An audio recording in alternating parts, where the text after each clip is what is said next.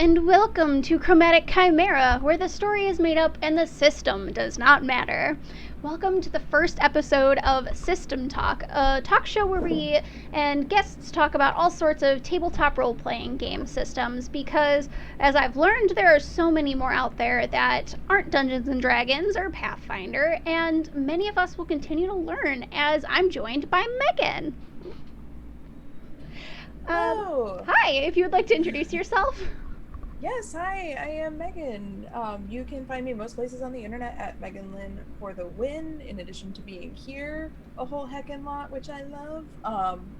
So we are here. This is episode 1 of hopefully what will become a series of System Talks, which is a show where me and Alex or Abby or any of our we might get some guests on here. It was supposed to be Alex tonight, but he double booked himself.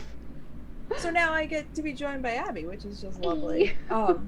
So we will discuss different systems that in each show is going to have a topic or theme to it. So we'll be talking about different systems that fit within that theme, such as like fantasy role-playing games, narrative-focused games, D&D adjacent games, like gritty grimdark games, so that whole kind of stuff, just to really talk about all the different stuff that's out there to play. Yeah, there's so many different role-playing games out there, which, I mean, honestly, I didn't realize until I got involved in, like, the TTRPG scene, like, on Twitter. So yeah, we're gonna just really be talking about the different indie games out there, who makes them. Megan makes a lot of games as well, so I'm sure we'll be talking about those, especially today, because we're gonna be talking about GM-less RPGs, which is our topic for this first episode. So, what exactly are GM-less games? So, to not sound it, they're games that do not require a GM. No way! But yes, I know, believe it or not. But it's a little more in depth than that. So basically by saying like it doesn't require a GM, that just means that no one specific person in the group is running the game actively or doing prep in preparation for the game. A lot of times GM-less games will have a facilitator, but really that's to help move the pace of the game along. Yeah. But really it's playing a game in a group, so it's kind of GM-less, but also everybody is the GM. But it really just means that there's no one person who has prepared an adventure or the game and is actively running it while other people are playing. It's a very collaborative environment. And you bring up an interesting point, which I've heard. I don't know if it was you or if it was Craig Campbell from Nerdburger Games who said it, but GM-less games are more like GM-full games, because everyone gets to have an opportunity to be in the hot seat, essentially, and to influence what's going to happen equally with everybody else. Right, exactly. So why do we kind of call them GM-less games if everyone is kind of taking turns as a GM, you know? Yeah, I think it's more taking away the narrative of there being like a game master, and it's more because I think like collaborative role-playing games is just a little bit of a mouthful. And some like there might be some people that would count like having a facilitator being like kind of like a pseudo GM, but really it's everybody who is playing the game is actively moving the story around, is actively creating the world and running play.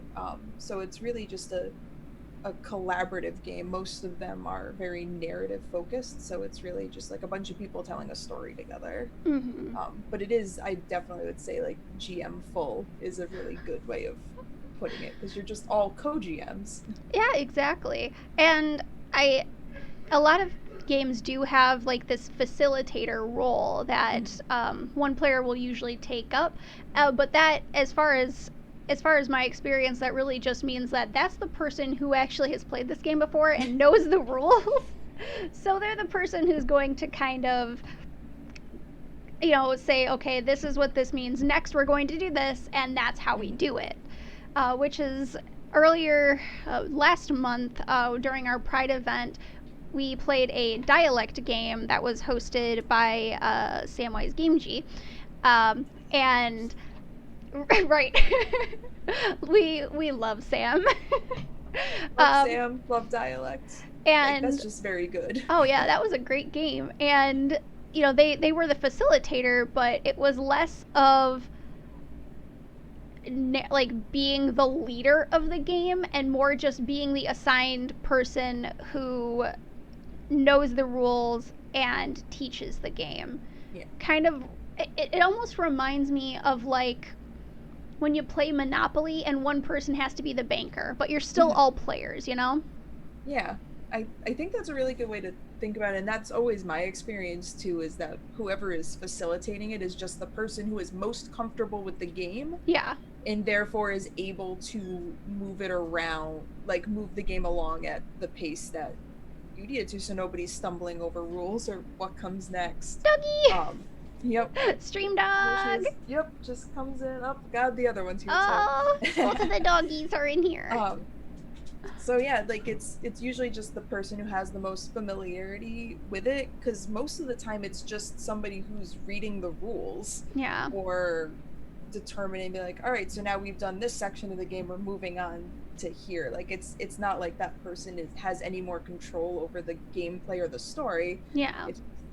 They're most comfortable with making sure the game is running as smoothly as everybody wants it to be.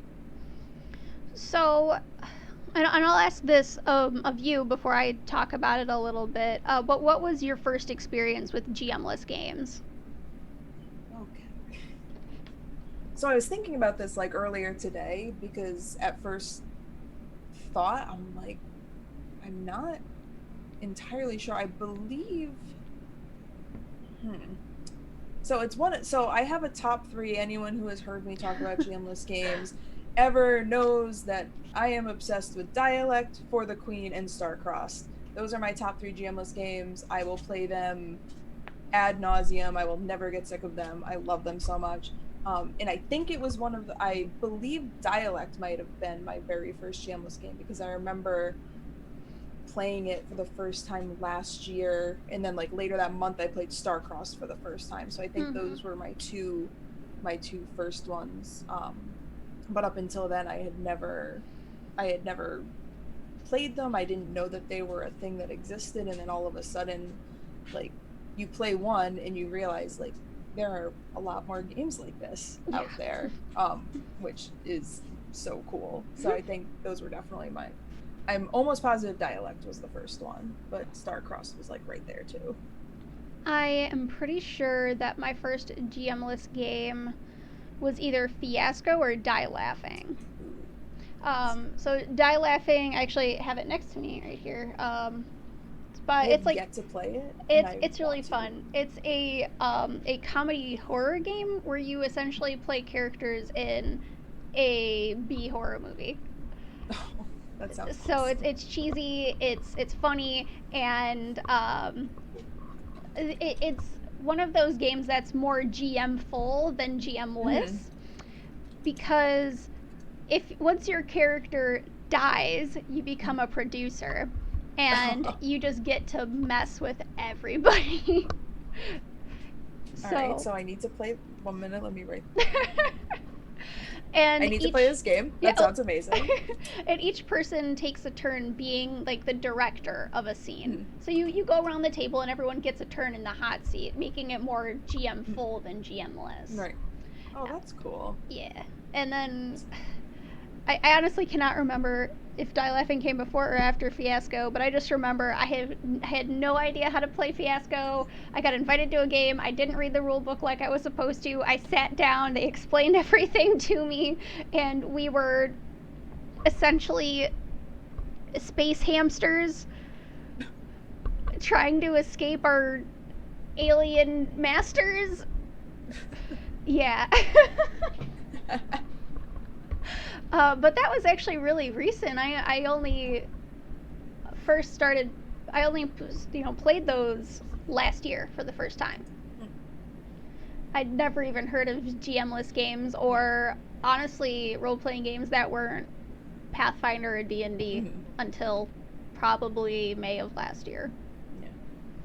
Well, I hadn't either. I had been playing D&D for 5 or so years, and it's only within the last 2 or 3 years that I've been opened to all of these systems that are out there. I have a ton of friends who are just like avid RPG players and collectors, and as soon as somebody's like, have you heard of this game, I'm like, I want it, let's go. So there, in GM-less games especially, just I think what I love so much about them, other than the main reason, is like I am a narrative role play. Like when I play TTRPGs, I am playing them to role play. I want to tell a story. I want to interact with people and have like a really narrative focused game. And GM-less games by their nature are that.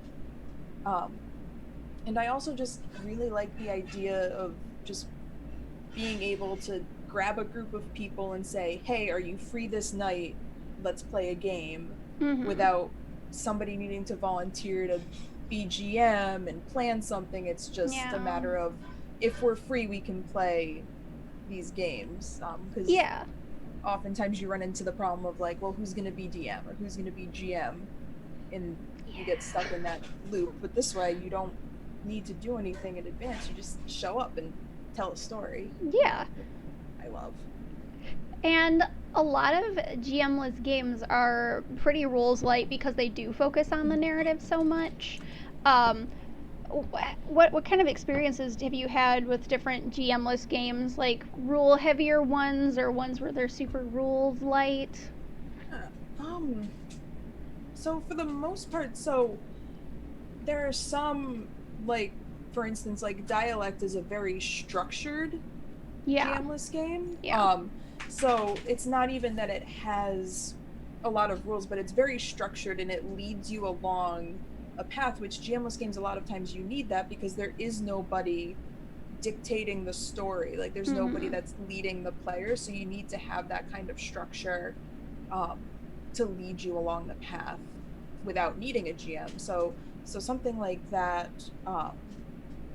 or ones that have like very specific like turn sequences. So like, for example, one that I really enjoyed, well, there's two that are similar, The Quiet Year and Beak, Feather, and Bone, both of which are like map building, world creation games. Oh, wow. Are really cool, that they're not rules heavy, but they have a very set turn system. Okay. So you know what you're doing in your turn. When your turn is done, it goes to the next person, they do those actions.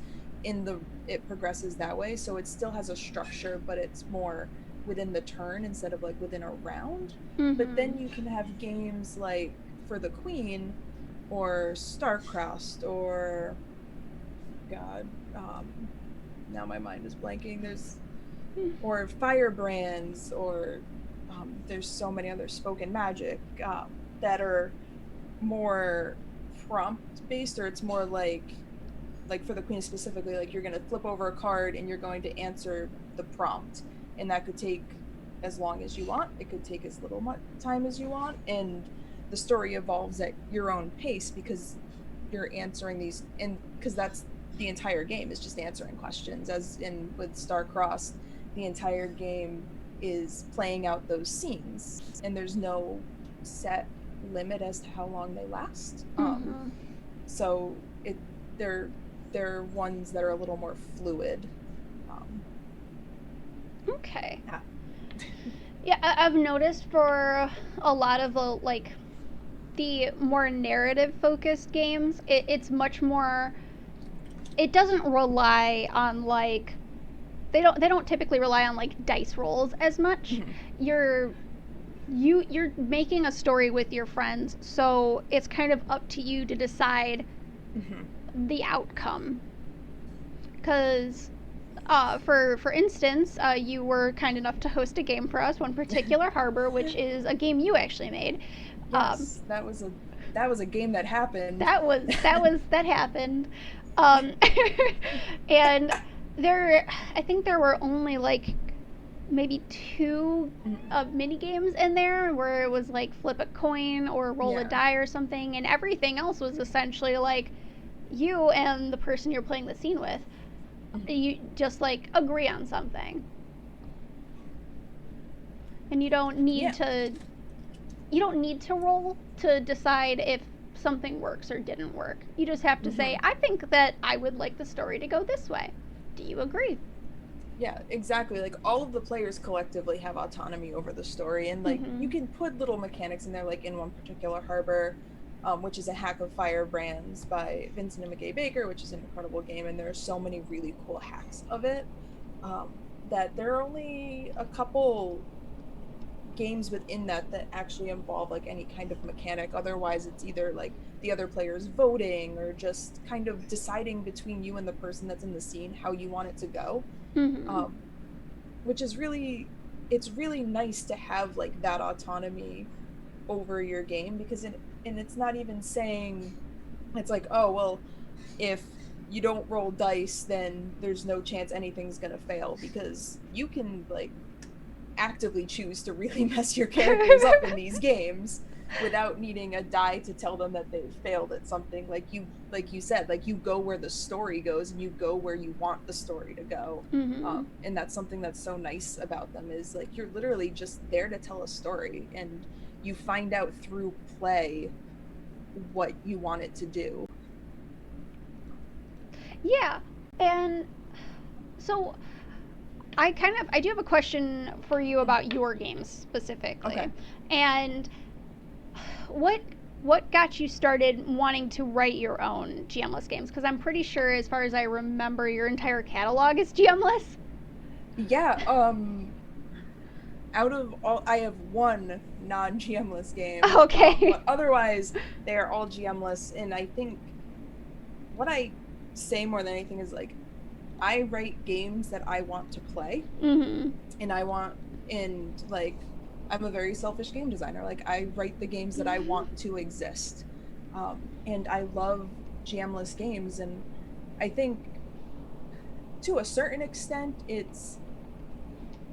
that's just when I sat down to like, and was like, I'm gonna write games, and I wrote Session Zero, my first game. Like, it just happened to be, it's like, oh, this is just a solo game, you don't need a GM. And then like as it went on, that's just what comes out when I think of a game. Like my brain doesn't connect that you can have a game run by someone in, like, I'm a control freak. Like I want to write the entirety of the game.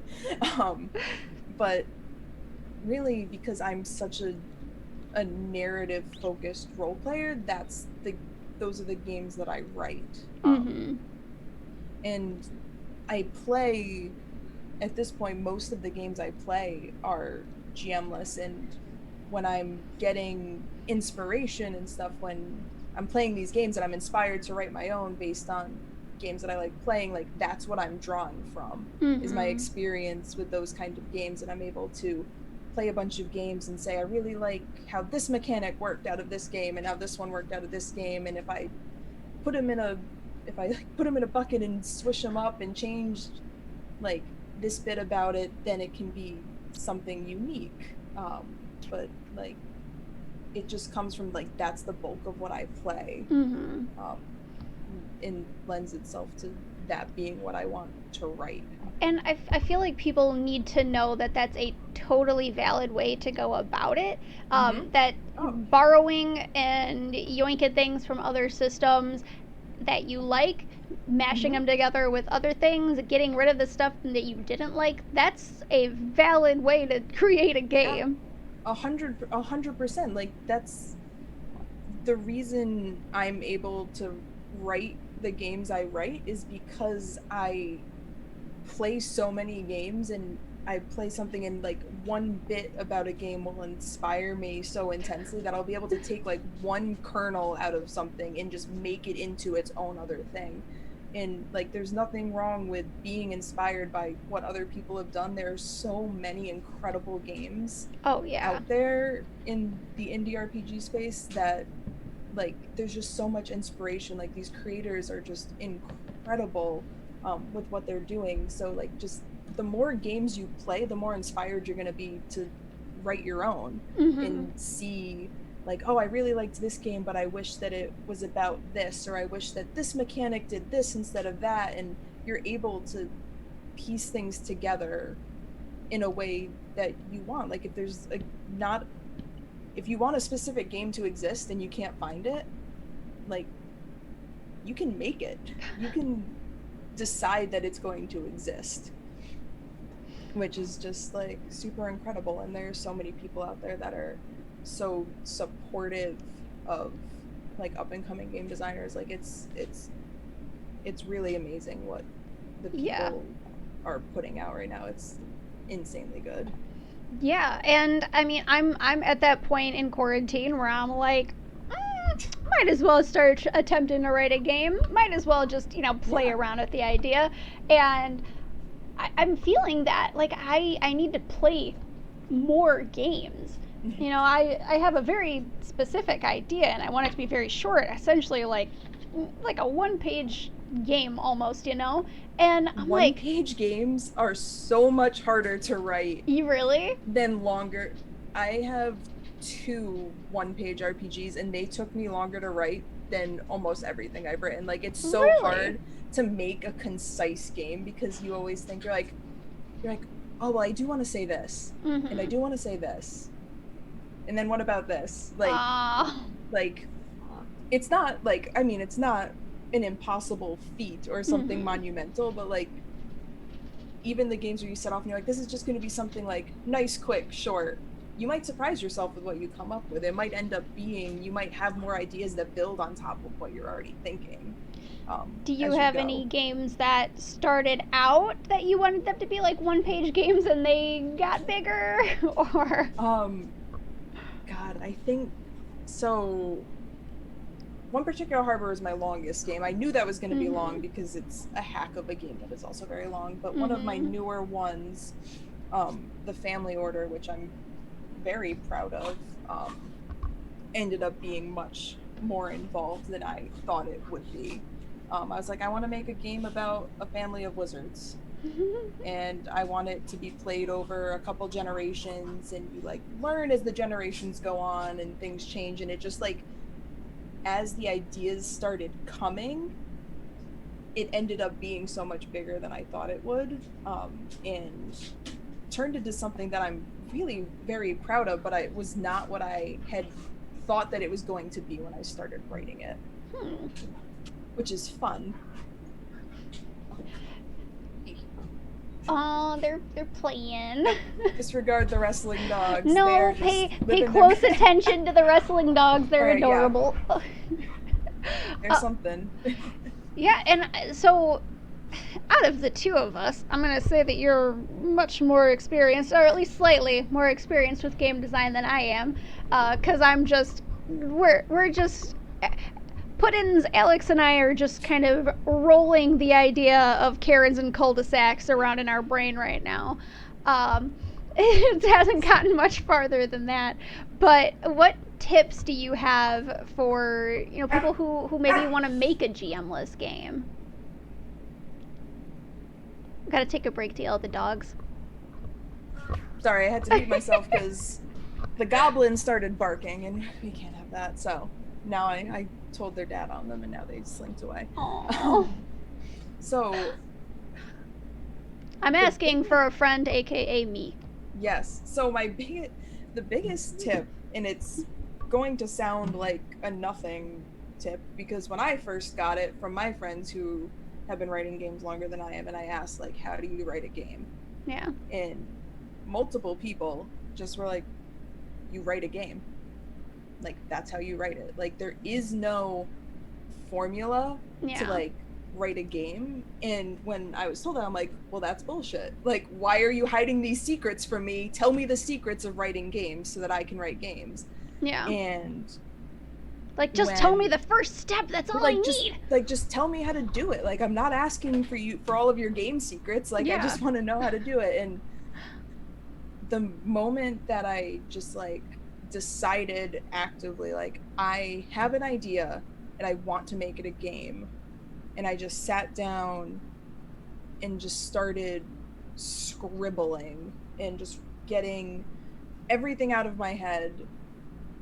And it just started falling into place. And that's really what it is. Like, I have a notebook that I keep all of my game design ideas in, and a lot of the times, like, my game design process, and it's similar and dissimilar, like, every person is different, but like my game design process is basically, I have an idea for a game and I write down that idea for a game. I have like a Google Doc full of like game ideas, but what I do is I just write and ask myself questions about the game. Like, I'll just write questions. Like, if I have an idea, like if I have something I know I like, I write that down and then I just ask myself questions about it. And eventually I'll get to a question that gives me the answer that I'm looking for. Like, I'll write down a thought and be like, what if it's this? What if it's this? Maybe this instead. And just ask myself questions until I get one that I know how to answer. Okay. And it might be something that I didn't think to ask myself before I wrote down 6 or 7 stupid questions. And I'm not a very strong mechanical game designer. Like, I'm a very narrative, like anyone who's seen or played any of my games, I'm very much like prompt based narrative game designer. So I have a lot of hard time with mechanics and figuring out how things come together and work mechanically. And a lot of times it's me like writing down, like, is it a D8? Maybe they draw cards instead.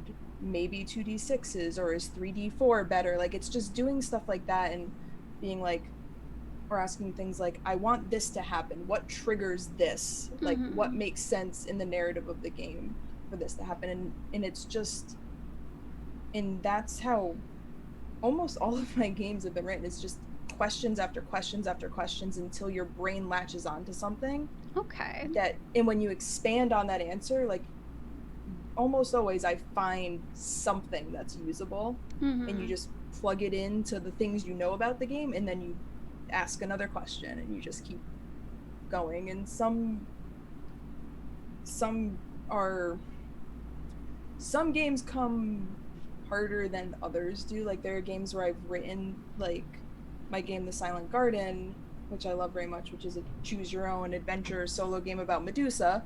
I wrote over the course of 2 days from initial idea to finished product. Whereas one of my games, Perihelion, which is about the sun and moon being in love, I had a post-it note that said, game about sun and moon being in love, stuck to my calendar for 4 months before I figured out what the game was. Like, I had the idea and I knew I wanted it to be a game, but it took me that long to figure out what the game wanted to be. So it's like, I can't recommend it. Like, write down every idea you have, even if it doesn't end up being anything you think might be a game, just write it down. And whenever you have ideas, like, just, I work better pen and paper, and just, I write it. I just write everything that's in my brain and hope that something is good, and sometimes it is. And also, like, ask friends. Like, there's a good handful of people that beta read basically everything I write, and just giving it to someone. And sometimes, like, if you're like, here's this, I can't figure out XYZ. Like, there have been so many times where I've given it to a friend and they're like, well, did you think about this? And that's it. So getting a second, third, fourth pair of eyes on something is so valuable, because you will stare at something for so long and it will start, like, just not looking like anything. And as soon as you have somebody else look at it, you're like, how did I not figure that out? Yeah, that makes a lot of sense. So I saw briefly, so for a while, and I don't know if you have plans in the future to make it more a regular thing again. But you had a show on the channel for a while called Unprepared, where it was essentially you showing off these awesome indie games, mostly GM-less games, to, just people, guests who come on the show. And I don't know if we have any more planned for the future at the moment, but I know that a lot of the games that you've done before are really good resources to go back and watch. If you want to see some of Megan's episodes of Unprepared, they are on the Chromatic Chimera YouTube. So definitely check those out. I know you did For the Queen. You did a game of Dialect. I'm trying to remember what else. We've done For the Queen, Dialect, and Starcrossed, which Starcrossed, right, are my top 3.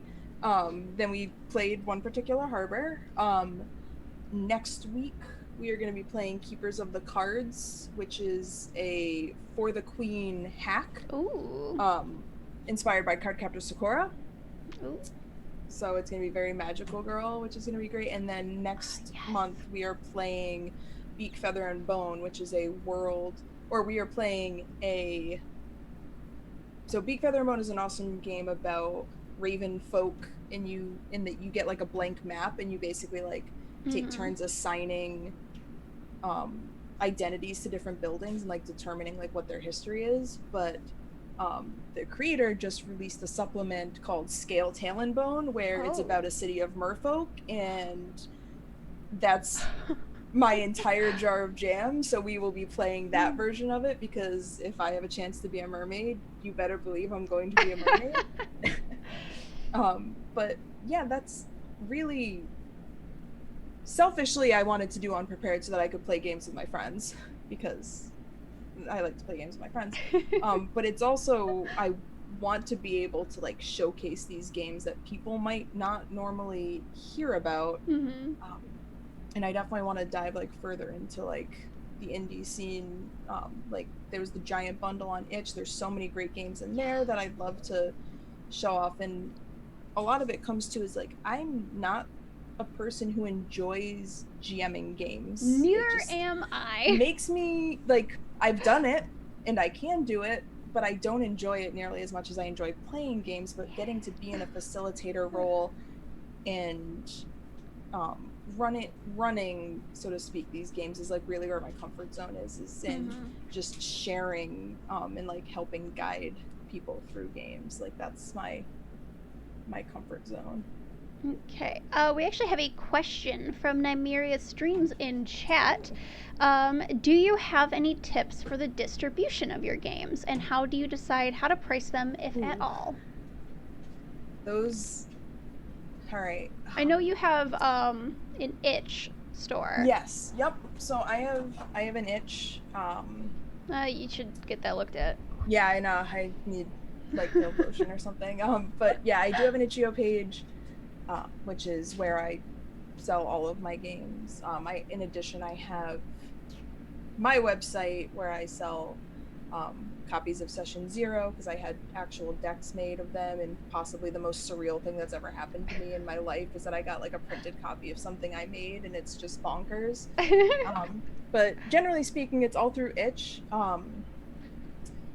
Distributing, I do everything I do through Twitter. Twitter has been, for all of its dumpster fires and hot takes and general hell-sightedness, I owe basically 90% of who I am as a game designer to Twitter, via either the people I have met there, and just being able to have a reach to get these games out there.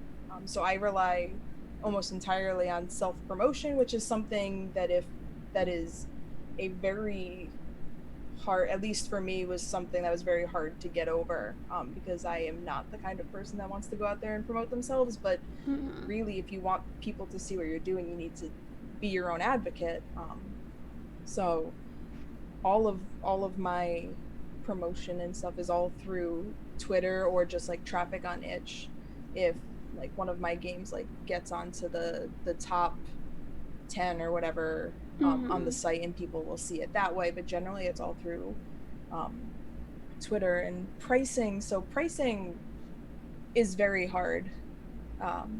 I struggle very much with pricing, but I remember like very early on when I first started writing games, I reached out to a friend of mine who had been on itch for a little while and just asked her for some advice. And basically, she just gave me some advice. So, like, the basic rule of thumb for itch.io, and anybody will tell you, is that if you're going to price something, like if you're going to put a price on something, the minimum to put it at is $3, because if it's less than $3, you're basically making no money on it after itch has taken what they take.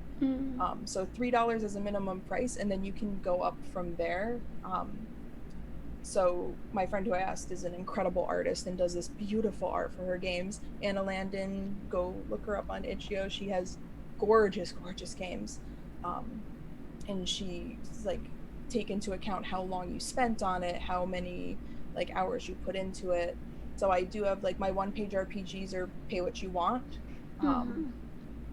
Because like she also suggested like have varying levels so like people can kind of get a taste for what kind of game writer you are. So have some stuff that's pay what you want, have some stuff at $3, have some stuff at $5, so on. So generally speaking, most of my games are $5. One particular harbor is 10 just because it's 30 pages long and it took me like 6 months to write. So but generally $5 is where I set myself. I have a couple games for $3, and then I have my one pages are free. And then when I put out a game the first week, it's 50% off, which brings people in, and then also gives you like another boost at the end of the week when you say like, hey, this is the last day to get this for 50% off. Kind of gives you like a little boost. It's a really hard industry to predict.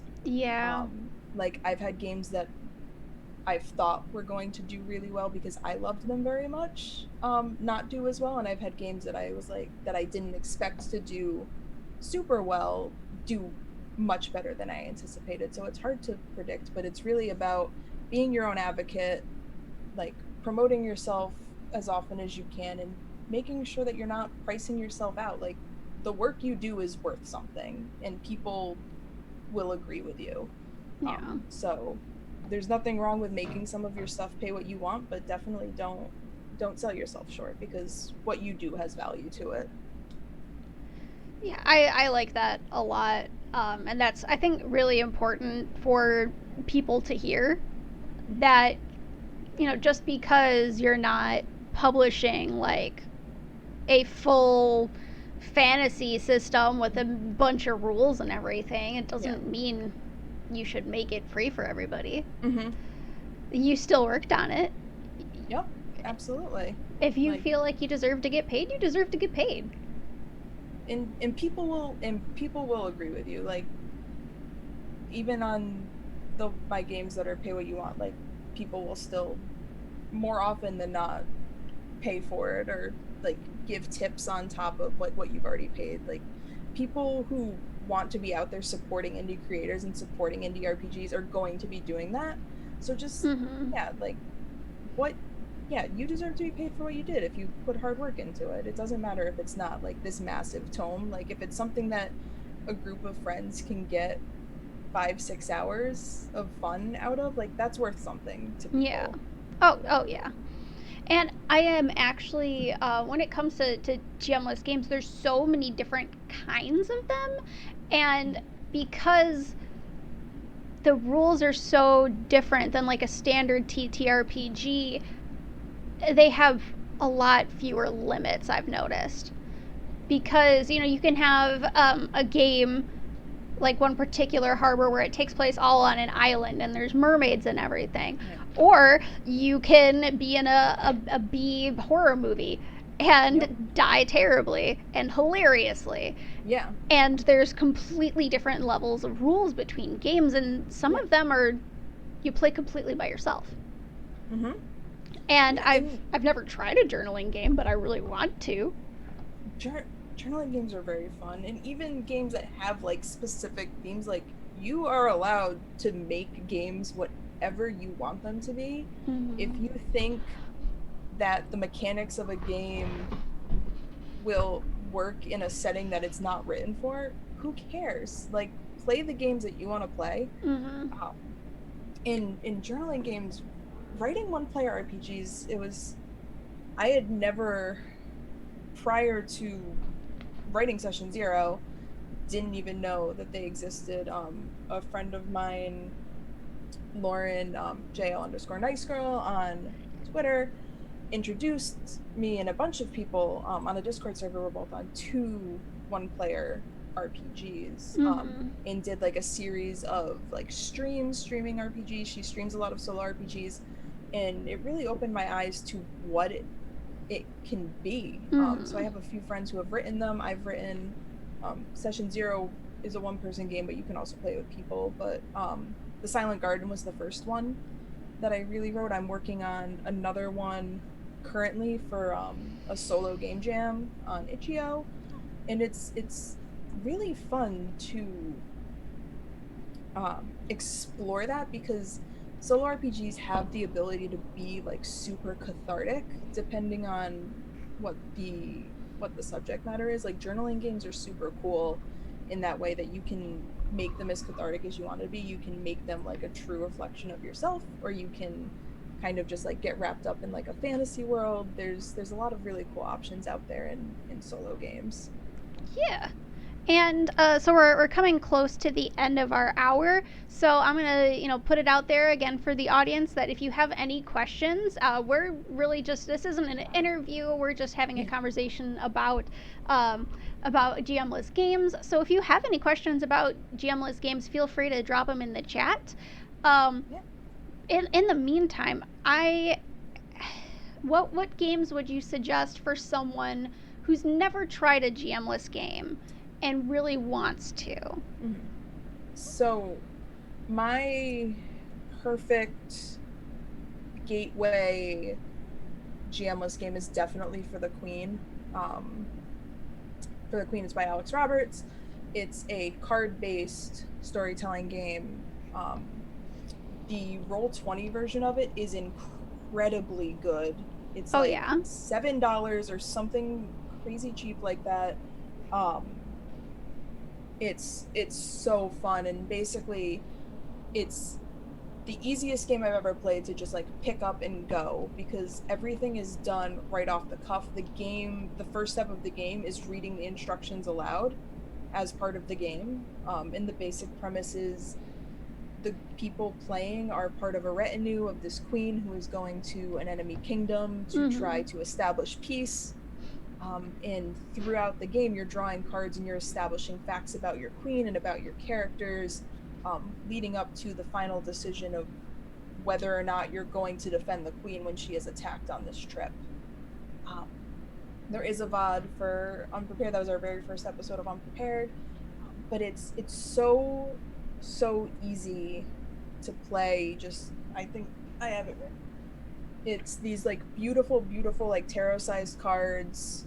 It's all prompt-based. All you need is this. I carry this around with me at PAX U, and like played it with a friend while we were waiting for our food to come, like in a restaurant. Like, it's so easy to play, and you don't need any experience whatsoever with any kind of RPGs to play it. You just need to want to tell a story. So that would absolutely be my go-to recommendation if you want to give GMless games a try. Do you have a solo or journaling game suggestion for people who want to try a solo game? So I'm gonna promote myself after just talking about how it's important to promote yourself. The Silent Garden, if you like choose your own adventure books and Greek mythology, you can check that out on my itch. Otherwise, Plot Armor by Orion Black Dungeon Commander, One and Any. It's basically you are writing the plot to an anime series about like this main protagonist. Amazing. Which is so good. Steading by Anna Landine is a one-player game about a witch, like trying to compile your like make your spell book and put your spell book together, which is super fun. I'm thinking Lauren Bryan Monk, JL_Nice Girl, has a really good one called The Page I Didn't Write, about like what you wish you told somebody before your relationship ended, which is very good and emotional. So yeah, there's really good ones out there, if you for some good solo games, and it's a really nice journaling exercise. It's a nice like RP exercise, like really gets your mind working in that mindset, which is also really fun. We do have another question from Kinnis10. What do you consider the pros and cons of GM-less gaming? So the biggest pro is not needing to prepare anything. There's nothing you need to do ahead of time. You just sit down and play the game, and that's always been my biggest love of GM-less games. And additionally, GM-less games really allow you, I think, to explore a narrative more so than a lot of GM systems do. As always, it depends on the players that you're playing with. If you have a group of players that wants to play a narrative game, even if you're playing a GM system, you're going to get a narrative game out of it. But inherently, GM-less games are driven by the narrative and by the characters, which I love. Yeah. I'll say another pro is that they're typically a lot shorter, easier to learn, and digestible than GM'd games, because everyone needs to be able to know the rules and use them pretty quickly. Yeah, and most of the time they're one shot, so it's a couple hours of play. Exactly. And then cons, I think it really depends on what you want out of a game. Like, generally speaking, they're not mechanical games. So if you want something that's more, guided, if you want something a little more structured, you're not going to find that with a lot of GM-less games. There are some, like Dialect, for instance, that is a very structured game, but generally speaking, they're much more open and loose in their structure. So if you're the kind of player that wants guidance and wants something that's a little crunchy or a little more mechanical, you're not going to find that with a lot of GM-less games. So that's probably the biggest con, because you don't have anybody. You are in charge of pushing forward the narrative. You don't have anybody leading you along that knows what's happening.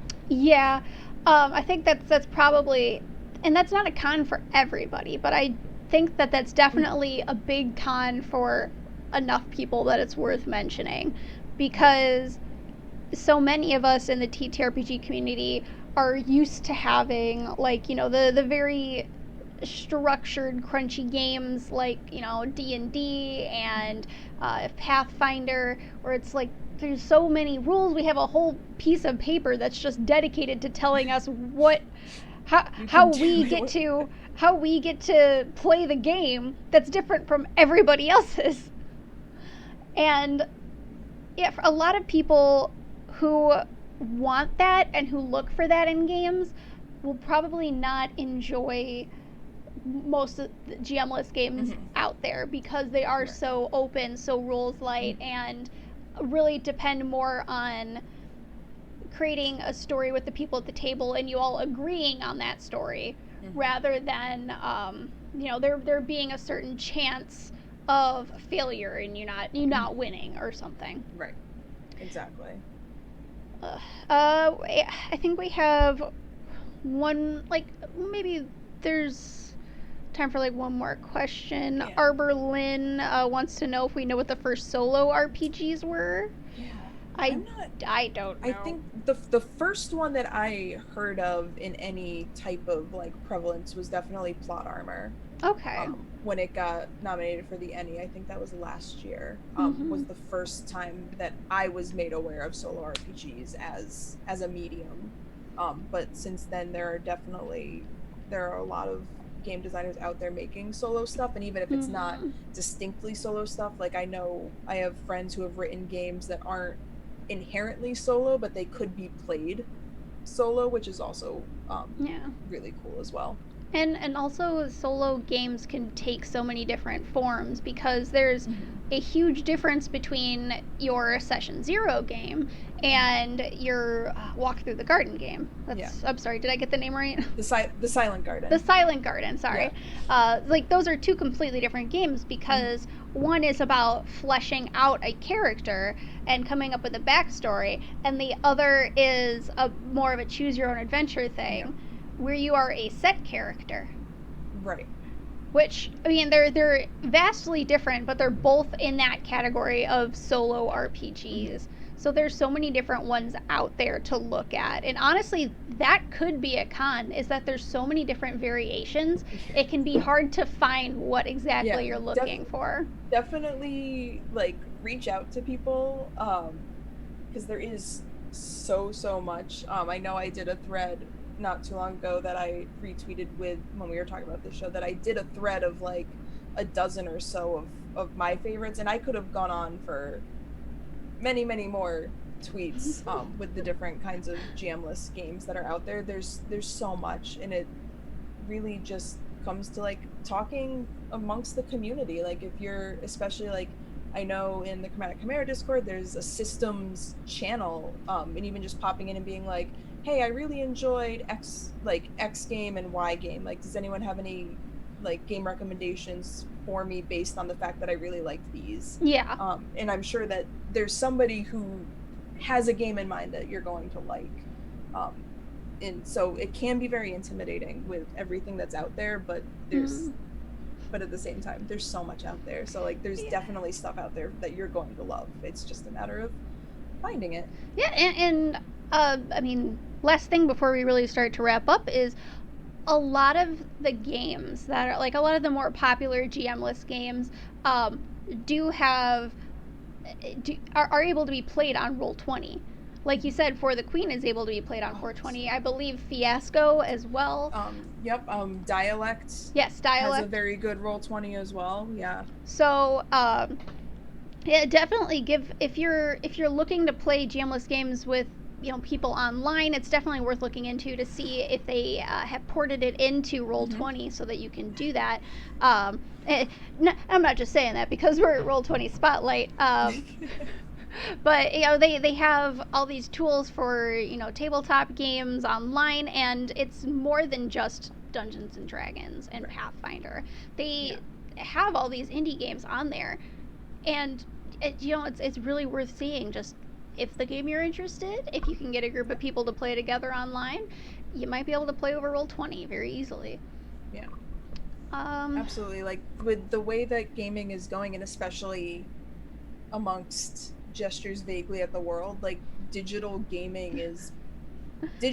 tabletop gaming is on the rise. So like a lot of game designers, I know part of when I'm designing games, I think about it in terms of how can I play this online? Yeah. Because 96% of my gaming is done online. So I think about it in that way. And I know a lot of game designers are doing the same thing, thinking about how it can be accessible for online play. So I think you'll find as you're looking at these games that you're going to find more often than not that these are games that translate very well to playing over the internet, which is really nice. Definitely.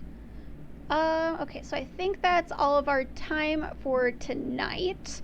Why don't you introduce yourself again, say where people can find you, and I will collect my thoughts so that I can give announcements.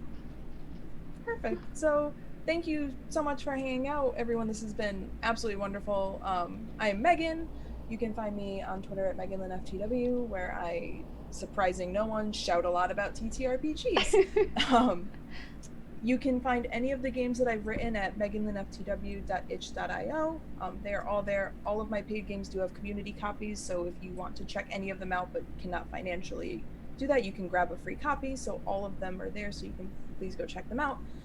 You can find me here on the Chromatic Chimera on Mondays, playing with No Initiative. We have our last session of our Wildmount campaign next Monday, and then we're taking a couple weeks off and coming back and playing and starting a campaign of Quest, which I'm very excited very excited about. We played a one shot last week, and it was just so much fun. So we're very excited to bring Quest over here so everybody can see it in play. You can also find me here a week from right this minute. So next Tuesday at 7 p.m. on Unprepared, I'm going to be playing Keeper of the Cards by Sword Queen Games, which is for the Queen hack inspired by Cardcaptor Sakura. And yeah, that's me. Thanks so much for hanging out. Yeah, Abby, and thank you so much. in chat. This has been so wonderful. Hopefully, like I said, this is something that Alex and I have been talking about, so hopefully we'll be back with some more episodes in the future, highlighting a bunch of different systems. So. Yeah, I'm very excited to see what else you all talk about in the future, and I'm super excited to see what No Initiative is going to be doing with Quest. Just knowing your group and how narrative focused you are and the stories that you tell, I can tell that Quest is going to be a really good system for y'all. Yeah, and Nat GMing is going to be, like, he is a force as a GM, so we're all very excited to dig into that. So. And I'm Abby. I'm not normally going to be here. This is normally going to be Alex's spot, but he unfortunately double booked himself, so here I am. But I'm not complaining. I'm not complaining. I get to hang out with Megan and all of you. So I just want to say a quick thank you to our sponsors, Tabletop Loot, Heartbeat Dice, and Roll20 Spotlight. I think that's everyone right now. Oh, and Hero Forge, I think. Codename Shield Mom on Tabletop Loot, and Codename Chromatic on Heartbeat Dice. Thank you. My shiny math rocks. Megan knows the channel better than I do. And speaking of Roll20, we're actually going to go raid them, and they're doing an indie game highlight right now. So if you enjoyed our chat about GM-less games and other indie games, you'll definitely want to stick around for their show. So with that, y'all have a great night. Have a good night, everyone. Bye.